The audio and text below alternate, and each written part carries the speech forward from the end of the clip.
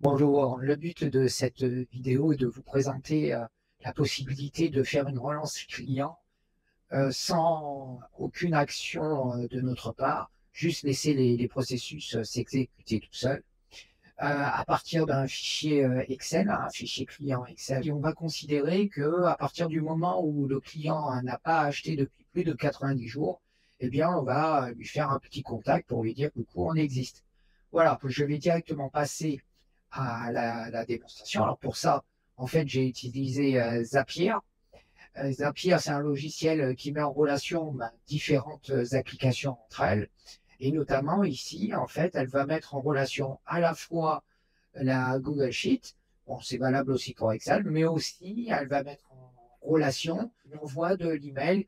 Là, moi, j'ai utilisé Gmail. Pour le processus en lui-même, alors c'est assez simple, il se décompose en 5 parties. La première partie, c'est le fait de lui dire, ben voilà, il existe une Google Sheet, donc un tableur sur lequel, en fait, j'ai toutes mes données.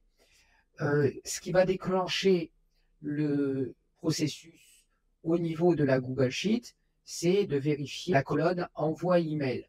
C'est dans cette colonne envoi email, en fonction de ce qu'il y a inscrit dans cette colonne, eh bien, soit le processus va se déclencher, soit alors il ne se déclenchera pas. C'est marqué ne rien faire. Ici, on voit qu'il s'est déclenché, il y a bien eu un envoi et il y a bien eu une réponse qui a été faite.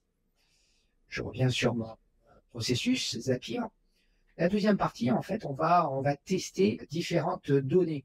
On va vérifier que dans la colonne envoi email, eh bien, la cellule ne contient pas ne rien faire. Effectivement, s'il y a un ne rien faire, on ne fait rien. Ensuite, au niveau de l'adresse email, on va quand même confirmer que dans la colonne adresse email, l'adresse email existe. Et puis, on va aussi vérifier dans la colonne réponse si une réponse a été déjà faite ou pas. Ensuite, eh bien, on va déclencher l'envoi de l'email. Pour ça, simplement, on va indiquer l'adresse email, la colonne adresse email. En fait, ici, hein, c'est la colonne adresse email.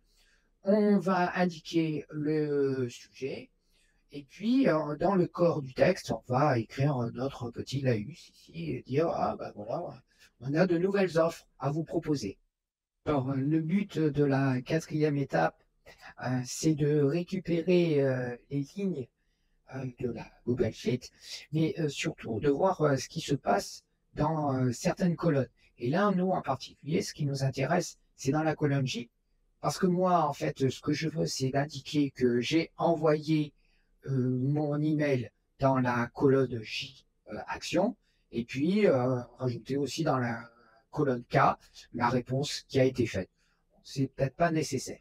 À partir de là, en fait, donc, le processus 4 est terminé. Et là, simplement, dans le processus 5, je vais mettre à jour ma base de données en disant, voilà, je veux que tu inscrives envoi dans la colonne action et faites dans la colonne réponse. Bien, maintenant, on va passer à la démonstration. Comme j'utilise la fonction aujourd'hui, à partir du moment où la date d'achat moins la date d'aujourd'hui est supérieure à 90 jours, eh bien le processus va être déclenché. On va simuler les 90 jours. Donc, je vais changer la date ici, février. Voilà, et maintenant, il n'y a plus qu'à attendre. Ça prend 3-4 minutes. Eh bien, j'ai bien envoyé mon email, la réponse a bien été faite, et voici mon email rédigé. Voilà, j'espère que cette vidéo vous a été utile. À bientôt.